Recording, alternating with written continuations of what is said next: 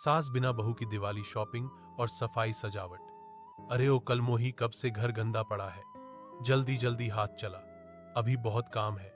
सुबह से पोछा लगा रही है, अभी तक पोछा ही नहीं लगा। मां, मैं जल्दी जल्दी कर दे रही हूं सब। ईहू देखकर पोछा मारना गवार, अभी तो मेरी जूती गंदी हो जाती। इस गवार को एक काम ढंग से करना नहीं आता। वैसे बेटी तू कहां जा रही है? मां, मैं अपने दोस्तों के साथ पार्टी करने जा रही हूं, शाम में आऊंगी। ठीक है मेरी गुड़िया रानी, जा समय से आ जाना। अब तो आप सोच भी रहे होंगे कि जब रुक्मणी जी की दो बेटियां हैं तो एक को कम प्यार, एक को ज्यादा। ऐसा क्यों? नहीं नहीं, ये दोनों सगी बेटियां हैं, सौतेली नहीं है। लेकिन रुक्मणी जी का बर्ताव राधिका के प्रति सौतेले से कम नहीं है। आखिर ऐसा क्यों? यह सारे सवालों के जवाब आपको कहानी अंत तक देखने के बाद ही पता चलेंगे। चलिए देखते हैं। मुकेश जी की दोनों बेटियों की शादी की उम्र हो गई है। वहीं वह बड़ी बेटी काव्या के लिए रिश्ता देख रहे हैं, लेकिन कोई पसंद नहीं आ रहा था। एक दिन, भाग्यवान ये देखो, हमारी काव्या के लिए रिश्ता आया है। बड़ा ही सुंदर लड़का है और अमीर लोग हैं। अरे वाह, ये तो बहुत बढ़िया है।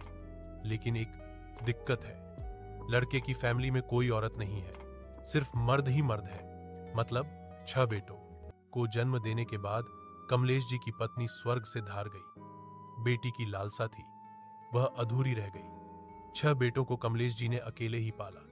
उनके यहां एक भी औरत नहीं है, वो और उनके 6 बेटे ही रहते हैं। नहीं नहीं, मैं ऐसे घर में अपनी बेटी की शादी नहीं करूंगी जहां सिर्फ मर्द ही मर्द हो। अरे मर्दों का क्या भरोसा, और तो और मेरी काव्या को सारा काम अकेले करना होगा। नहीं, मना कर दो रिश्ते के लिए। मुकेश लड़के वालों को फोन करके मना करने ही वाले होते हैं कि रुक्मणी के दिमाग में एक उपाय है। अजी, अगर हम इस राधिका की शादी वहां कर दें तो वैसे भी कहीं भी शादी करोगे तो ढेर सारा खर्चा लगेगा, और यहां तो उनको बस लड़की से मतलब है, और हमारा भी पीछा छूटेगा इस मनहूस से। बड़ी से पहले छोटी की शादी करने पर समाज ताना न दे। पूरे जीवन इन मनहूस की मनहूसियत हमने सही है, समाज ने नहीं। इतना कहकर रुक्मणी जी की आंख भर आती है और उन्हें वह दिन याद आ जाता है जब राधिका पैदा होने वाली थी। दिवाली का दिन था और चारों तरफ उजाला और रौनक, जहां रुक्मणी लेबर पेन से घर में बिस्तर पर करा रही थी। मुकेश रुक्मणी को तुरंत हॉस्पिटल ले जाते हैं और वहां रुक्मणी एक प्यारी सी बेटी को जन्म देती है। मुबारक हो, बेटी हुई है। अरे वाह, लक्ष्मी जी आई है हमारे घर। अभी बेटी की खबर से मुकेश जी खुश ही हुए थे कि उन्हें एक कॉल आता है। सर, पटाखों की चिंगारी से फैक्ट्री में आग लग गई और हमारा पूरा माल जलकर राख हो गया। इतना सुनकर मुकेश के पैरों तले से जमीन खिसक जाती है और रातों रात मुकेश का बिजनेस बर्बाद हो जाता है। अभी एक दुख खत्म हुआ नहीं था कि जिस दिन रुक्मणी राधिका को घर लेकर आती है। मेम साहब जी, मेम साहब जी, लाजवंती मेम साहब का देहांत हो गया। वो सोते हुए चल बसी। राधिका जब से हुई थी कुछ ना कुछ अनहोनी हुए जा रही थी, और इसका कसूरवार रुक्मणी और मुकेश ने राधिका को मान लिया और उससे नफरत करने लगी। सही कह रही हो, इसकी शादी करा दी जाए वही ठीक है। जिसके बाद मुकेश जी राधिका का रिश्ता कमलेश जी के बेटे पंकज से तय कर देते हैं और कमलेश पंकज के साथ राधिका को देखने आते हैं। आपकी बेटी तो बहुत सुंदर और संस्कारी है। हमारी राधिका तो घर के कामों में भी माहिर है, हर काम बखूबी जानती है। पापा, मुझे राधिका पसंद है। अगर आप लोगों को कोई ऐतराज ना हो तो हम शादी की डेट निकलवा लेते हैं। नहीं नहीं, हमें कोई ऐतराज नहीं है। जिसके बाद कमलेश जी पंडित जी से शादी की डेट निकलवाते हैं और कुछ ही दिनों में बड़े ही धूमधाम से गाने बाजे के साथ पंकज और राधिका की शादी हो जाती है और राधिका विदा होकर अपने ससुराल आ जाती है। राधिका अब तक अपने ससुराल की एक भी लेडी से नहीं मिली थी, तो वह काफी एक्साइटेड होती है सबसे मिलने के लिए। लेकिन राधिका जैसे ही ससुराल पहुंचती है, ससुराल का नजारा देखकर हैरान हो जाती है। वहां एक भी औरत नहीं होती। राधिका ससुराल की चौखट पर खड़ी है और उसके स्वागत में उसके ससुर संग 5 देवर खड़े हुए हैं। भाभी आ गई, भाभी आ गई। पापा ये लो आरती की थाल, आप आरती उतारो भाभी की। जिसके बाद कमलेश जी अपनी बहू बेटे की आरती उतारते हैं। बहू, इस कलश को दाहिने पैर से गिराकर अंदर आ जाओ और इस कुमकुम के थाल में पैर रखकर घर में अपने पैरों की छाप दे दो। फिर राधिका ऐसे ही करती है। ससुराल वाले बहू का गाने बाजे के साथ स्वागत करते हैं, लेकिन अब भी राधिका घर में एक भी औरत को ना पाकर बहुत कंफ्यूज थी। नए घर में आपका स्वागत है भाभी। क्या हुआ भाभी, आप बहुत उदास लग रही हो। मैं जब से आई हूं घर में एक भी औरत नजर नहीं आ रही। सासू मां नाराज होकर मायके तो नहीं चली गई? नहीं बेटा, जब शुभ पैदा हुआ था उसके बाद से ही तुम्हारी सास बीमार रहने लगी थी और उनका देहांत हो गया। इस घर में केवल हम बाप बेटे ही रहते हैं। तुम्हारी मम्मी पापा ने बताया नहीं, उन्हें तो सब कुछ पता था। यह सुनकर राधिका हैरान हो जाती है और वह समझ जाती है कि रुक्मणी और मुकेश जी ने राधिका से अपना पीछा छुड़ाने के लिए काव्या से पहले उसकी शादी कर दी। नहीं पापा, मैं भूल गई थी, माफ कीजिएगा। बहू, अब देर हो गई है, जाओ तुम आराम कर लो। शुभ भाभी को कमरा दिखा दे। शुभ घर का सबसे छोटा बेटा है, वह काफी नटखट भी है। चलो भाभी, मैं आपको आपका कमरा दिखा देता हूं। शुभ राधिका को उसके कमरे में छोड़ आता है। राधिका का कमरा बहुत ही सुंदर सजा हुआ था, जैसे किसी 5 स्टार होटल का लग्जरी कमरा हो। यह सब किसने किया? अब घर में हम मर्द हैं तो हम ही करेंगे ना। अच्छा, राधिका को ससुराल में सब कुछ बहुत अच्छा लग रहा था, लेकिन घर में एक भी औरत ना होने के कारण वो थोड़ी अनकंफर्टेबल हो रही थी। रात में शादी की थकान से पंकज और राधिका तुरंत सो जाते हैं। वहीं अगली सुबह राधिका जल्दी उठकर घर का सारा काम करने लगती है कि तभी राधिका का देवर करण वहां आता है। अरे भाभी, इतनी सुबह आप घर में काम क्यों कर रही हो? यह आपका काम नहीं है। लाओ मैं करता हूं, आप बैठो। करण जबरन राधिका को बिठा देता है और पूरे घर की सफाई करता है। वहीं राधिका नहा धोकर तैयार होकर आती है और मंदिर में दिया जलाकर पूजा करने लगती है। राधिका की आरती की आवाज से घर के सभी लोग जाग जाते हैं और जल्दी से नहाकर आरती लेने आ जाते हैं। आप लोगों को मैंने डिस्टर्ब तो नहीं किया? अरे नहीं भाभी, हमें तो बहुत अच्छा लगा। सुबह सुबह आपकी आरती की आवाज से नींद खुल गई। राधिका सभी को आरती देती है और फिर रसोई में चली जाती है। बहू, रसोई में क्या करने जा रही है तू? पहली रसोई करने पापा जी। अरे इतना परेशान होने की जरूरत नहीं है, कुक आएगा वो खाना बना देगा। लेकिन पापा जी, पहली रसोई की रस्म तो जरूरी है ना। बहू के जिद करने पर ससुर और देवर बहू को रसोई में जाने देते हैं। वहीं राधिका रसोई देखकर हैरान रहती है। घर में एक भी औरत ना होते हुए भी पूरी रसोई एकदम सिमटी हुई थी। जिसके बाद राधिका ससुराल में अपनी पहली रसोई का खाना बनाना शुरू करती है। पनीर के पराठे, प्याज के पकौड़े, खीर पूरी, पनीर की सब्जी, मशरूम की सब्जी, मिक्स वेज, पुलाव, लच्छा पराठा, तंदूरी रोटी। राधिका ढेर सारा तरह तरह का खाना बनाती है, लेकिन वो घर में ढेर सारे मर्द देखकर अब भी घबराई हुई थी। और इसी घबराहट में राधिका गलती से खीर में शक्कर की जगह नमक डाल देती है। वहीं मिक्स वेज में भी उससे ज्यादा नमक हो जाता है। लेकिन खाने के समय, अरे वाह, आज तो भाभी ने ढेर सारा खाना बनाया है, खाना खाकर तो मजा आ जाएगा।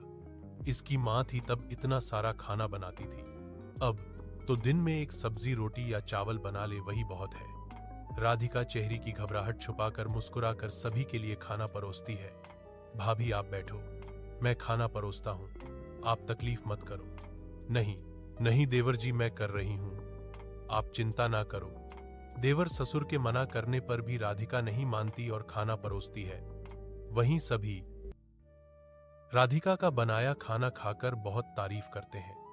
राधिका, तुमने ये खीर बनाई है, बहुत स्वादिष्ट बनी है बहू ये खीर तो। हाँ भाभी, बहुत टेस्टी है खीर। अच्छा तो और दूं? ये पूरी खीर मुझे दो भाभी, मैं किसी को नहीं दूंगा। नहीं, ऐसा नहीं होता भैया, अकेले आप कैसे खा सकते हो? मुझे भी दो, मैं और बना दूंगी। आप लोग चिंता ना करो। सभी खुशी से खाना खाते हैं और सारे देवर अपनी भाभी को अपनी पहली रसोई का गिफ्ट देते हैं। वहीं ससुर जी, बहू, यह तेरी सास का नौलक का हार है और यह कंगन तेरी पहली रसोई का तोहफा। अब से तेरी सास की ये अमानत तेरी हुई। सभी खाना खाकर वहां से चले जाते हैं और शुभ प्लेटें हटाने लगता है। देवर जी, मैं कर लूंगी, आप चिंता ना करो। कैसे चिंता ना करूं? आपको इतनी तकलीफ नहीं होने देनी। आप खाना खाओ, मैं कर रहा हूं यह सब। भाभी शुभ राधिका को सारा खाना परोस कर देता है, लेकिन वो उसे खीर नहीं देता। वहीं शुभ जब किचन में जाता है, मुझे खीर इतनी पसंद है, और देवर जी ने खीर दी ही नहीं। यह कढ़ाई में थोड़ी सी बची है, चक्कर तो देखूं कैसी बनी है। राधिका जैसे ही खीर खाती है, उसका मुंह बन जाता है। इस खीर में कितना नमक है और सबने कैसे खा ली।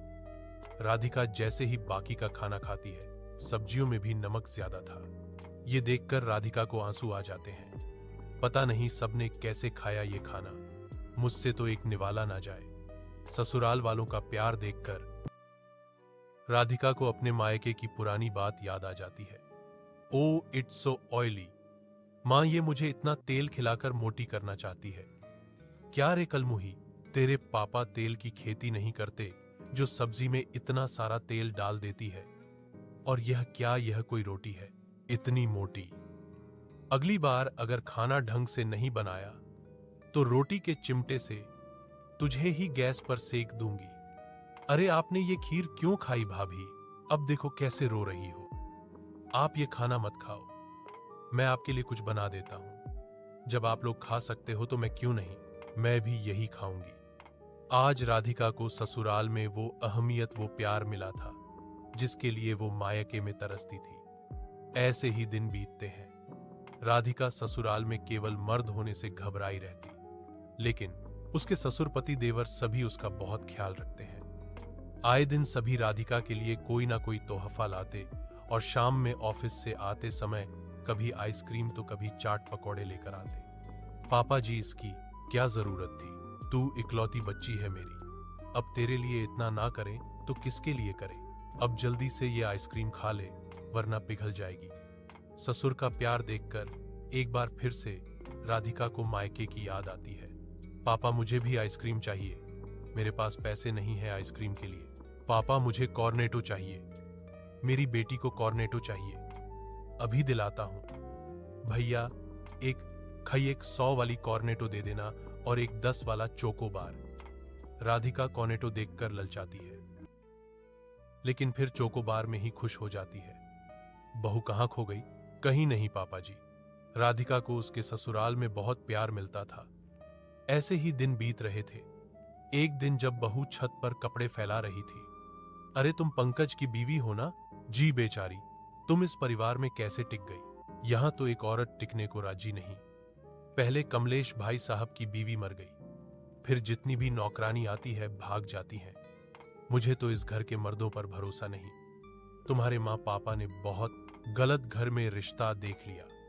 पड़ोसनों की बात से बहू अब थोड़ी घबरा जाती है और घर के मर्दों पर शक करना शुरू कर देती है। ऐसे ही जब एक दिन राधिका बाजार से वापस आ रही होती है। अरे राधिका, तुम पंकज की दुल्हन हो ना? बड़ी बुरी पसीन 7 मर्दों के घर में। क्यों, क्या हुआ काकी? अय्याश किस्म के मर्द हैं। रात में देर से आना, औरतों को बुरी नजर से देखना और बहुत सी बुरी आदतें हैं इनमें, पर तुम उनके घर की औरत हो। धीरे धीरे खुद समझ जाओगी कि क्यों यह 7 मर्द अकेले ही हैं इस घर में। पड़ोसन वहां से चली जाती हैं, लेकिन राधिका के मन में अब शक पैदा कर देती हैं। वहीं राधिका अब घर के मर्दों पर शक करना शुरू कर देती है। वो रात में कब आती है, क्या करती है, हर चीज पर नजर रखती है। वहीं एक दिन राधिका दिवाली आ रही है। अब की इस घर में तुम्हारी पहली दिवाली है, बड़े ही धूमधाम से मनाएंगे। हाँ जी, मैं कल ही बाजार से दिवाली के लिए घर की सजावट का सामान, रंगोली और दिए ले आऊंगी। हाँ ठीक है, साथ में मैं और करण भी चलेंगे, तुम्हारी हेल्प हो जाएगी। जिसके बाद पंकज सो जाता है तो राधिका उसका फोन चेक करती है, लेकिन फोन में ऑफिस के कॉल और ईमेल्स को छोड़कर कुछ नहीं मिलता। अगले दिन राधिका पति और देवर के साथ बाजार जाती है और सजावट का ढेर सारा सामान लेती है। वहीं देवर की नजर पर नजर रखती है कि इनके अंदर यहां वहां की बुरी हरकत तो नहीं है। भाभी कहां खो गई हो? अभी तोरण और भी लेने हैं। घर के हर खिड़की दरवाजा सजाना है ना? हाँ देवर जी। राधिका देवर के साथ जाकर तोरण लेती है, जिसके बाद तीनों राशन की दुकान पर जाकर दिवाली के लिए चिवड़ा चकली बनाने का सामान लेते हैं। वहीं घर पर अभी तो दिवाली की ढेर सारी सफाई करनी है। राधिका झाड़ू लेकर घर को सफाई करने में लग जाती है। राधिका पंखा साफ कर रही होती है कि अचानक स्टोल डगमगा जाता है और वो गिर जाती है।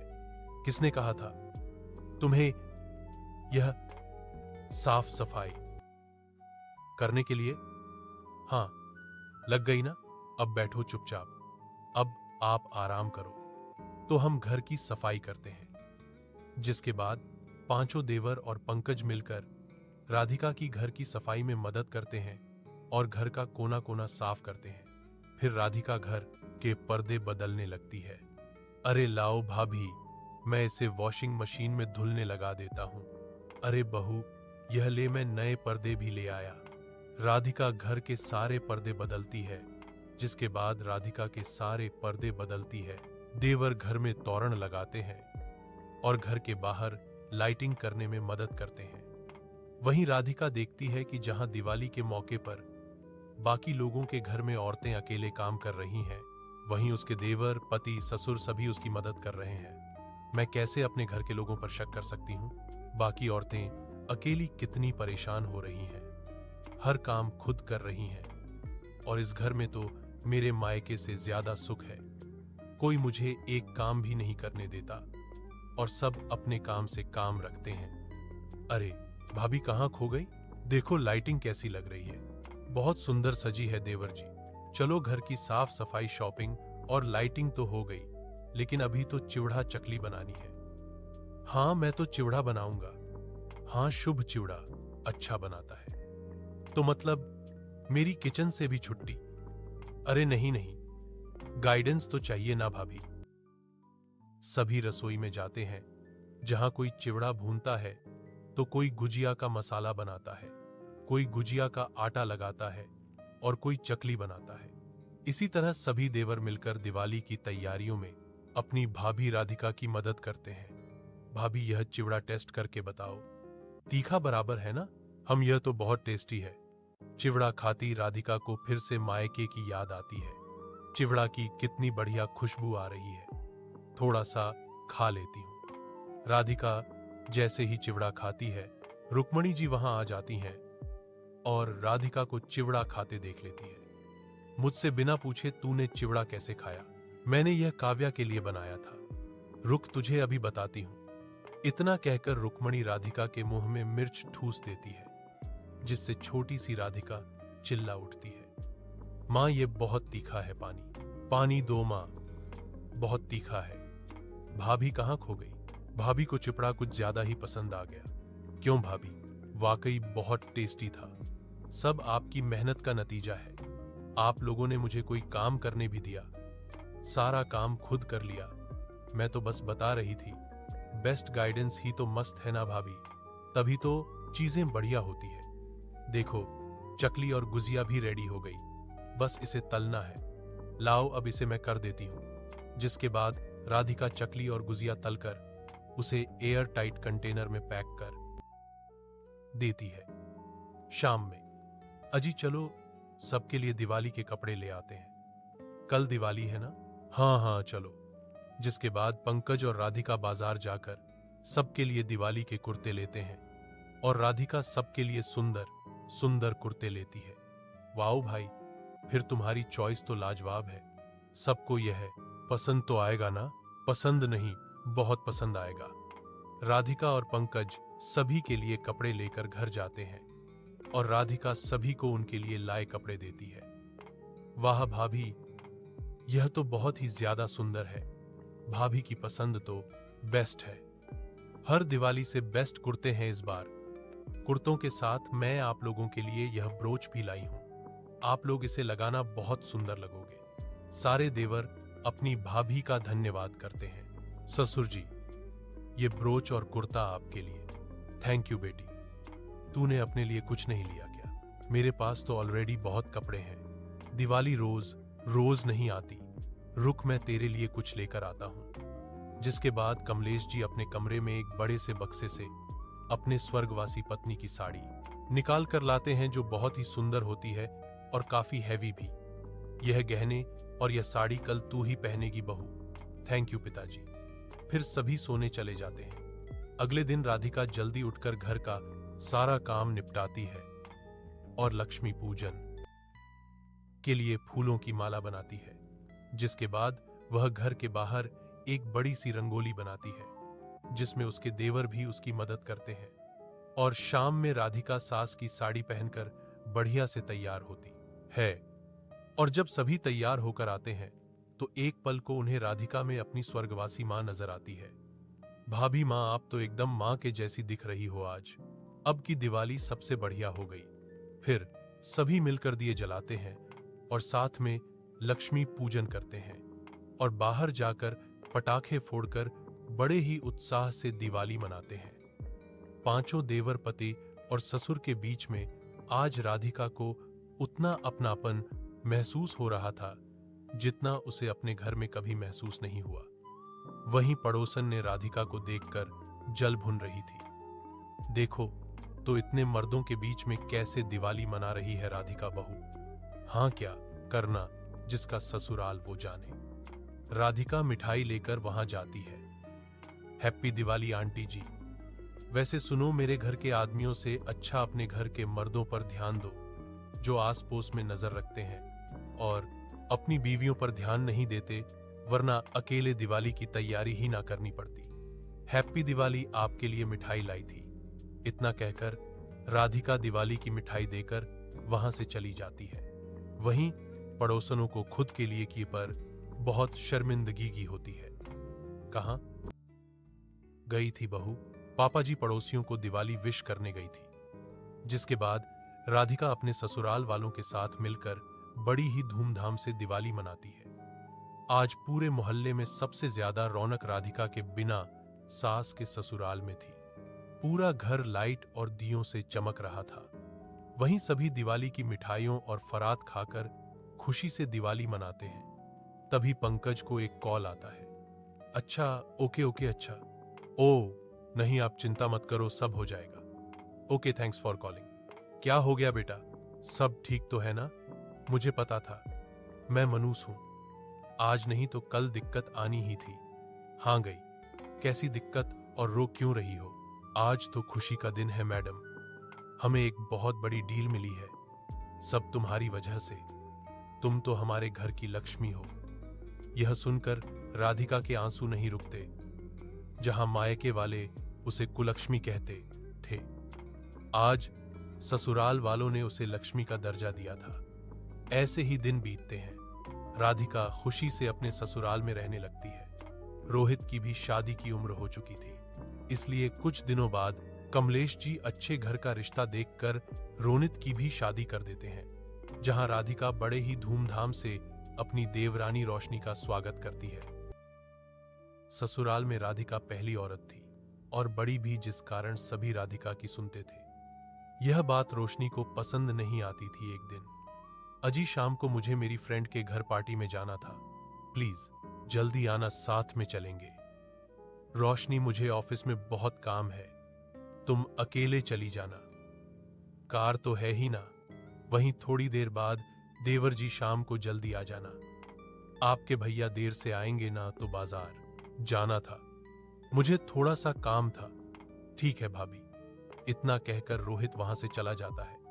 लेकिन रोशनी यह देखकर हैरान थी कि अगर रोशनी कुछ कहे तो रोनित भले ही ना सुने, लेकिन भाभी की बात कभी नहीं टालता था। मैं कई बार नोटिस कर चुकी हूं, यह सारे देवर राधिका जेठानी जी की सुनते हैं, और मेरी बात तो गधे की लात, कोई रिस्पेक्ट ही नहीं।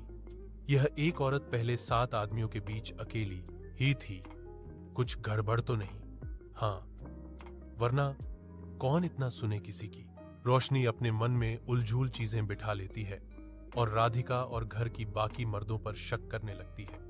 वहीं पड़ोसने भी रोशनी को उसी तरह भड़काती हैं जैसे राधिका को भड़काने की कोशिश करती थी। एक दिन जब रोशनी बाजार से सब्जी लेकर आ रही थी तो एक पड़ोसन उसे बीच रास्ते में रोककर उससे बात करने लगती है। देख लो रोशनी, अब तो तुम देख ही रही होगी सभी राधिका की कैसे सुनते हैं। अभी भी समय है, अपनी मैरिड लाइफ सुधार लो, वरना राधिका तुम्हारी भी लाइफ खराब कर देगी। पड़ोसनों के भड़काने से रोशनी और भी ज्यादा भड़क जाती है और वह ठान लेती है कि उसे अब अलग होना है। बहू, तू ऐसा क्यों कर रही है? राधिका बहू ने आज तक इस घर को जोड़े रखा, आज अचानक से तुझे अलग क्यों होना है? पिताजी, मैं रीजन नहीं बता सकती, लेकिन अगर इस औरत के साथ रही तो मेरी शादीशुदा जिंदगी तबाह हो जाएगी। इतना कहकर रोशनी अपना चोला चौका अलग कर लेती है और अलग बनाती खाती है। ऐसे ही दिन बीतते हैं और एक बार फिर से दिवाली का समय आ जाता है। घर में सन्नाटा था। सभी राधिका की पहली दिवाली याद करते हैं कि कैसे सबने मिलकर दिवाली धूमधाम से मनाई थी। भाभी, एक हफ्ते में दिवाली है। इस बार तो घर में वह रौनक ही नहीं है जैसे पहले थी। हम वैसे ही दिवाली मनाएंगे जैसे हमेशा मनाते हैं, जैसे मेरी पहली दिवाली हुई थी। आप लोग उदास मत हो। जिसके बाद राधिका और सारे देवर मिलकर एक बार फिर से घर को सजाते हैं और दिवाली की सारी तैयारी मिलकर करते हैं। वही रोशनी के कमरे में। खबरदार, अगर वहां गए तो फिर आप राधिका भाभी के साथ ही रहना। अगर मेरे साथ रहना है तो हम अलग से दिवाली मनाएंगे। पता नहीं किस मनहूस घड़ी में मैंने तुमसे शादी कर ली, पूरा घर बर्बाद कर रखा है तुमने। रोनीत मन ही मन बहुत दुखी था कि वो परिवार के साथ दिवाली नहीं मना पा रहा था। एक तरफ घर में सभी लोग दिवाली की तैयारी कर रहे थे तो रोशनी अलग से अपने कमरे और अपने साइड की छत को सजाती है। वहीं जब रोशनी दिवाली की साफ सफाई कर रही होती है तो अचानक से उसका पैर स्टूल से फिसल जाता है और उसके पैरों में गहरी मोच आती है। हर बार मायके में धूमधाम से मैं दिवाली मनाती थी, यहां तो मेरे पैर में ही मोच आ गई। रोशनी के पैर में इतनी गहरी मोच थी कि डॉक्टर ने 2 हफ्ते तक बेड रेस्ट के लिए कहा था, जिसके बाद राधिका ही रोशनी के हिस्से के घर की भी सफाई करती है और घर को हमेशा की तरह तोरण, लटकन और लाइट से सजाती है। एक बार फिर से सारे देवर, पति और ससुर मिलकर दिवाली का फराल मनाते हैं और हर काम में राधिका की मदद करते हैं। वहीं अब रोशनी भी देखती है कि राधिका घर के लिए कितना ज्यादा एफर्ट देती है। राधिका दिन रात दिवाली की तैयारियों में लगी रहती है ताकि उनकी दिवाली सबसे बेस्ट हो। सारी तैयारियां होने के बाद राधिका बाजार से दिए लाती है और पूरे घर को दियों से सजाती है और घर के दरवाजे पर बड़ी सी रंगोली बनाती है। साथ ही लक्ष्मी जी को मंदिर में स्थापित करती है। चलिए सभी जल्दी से लक्ष्मी पूजन के लिए तैयार होकर आ जाइए। और रोशनी, चलो मैं तुम्हें तैयार कर देती हूँ। राधिका रोशनी के कमरे में जाकर उसे तैयार करती है, अच्छे से उसे साड़ी पहनाती है और उसका मेकअप करती है।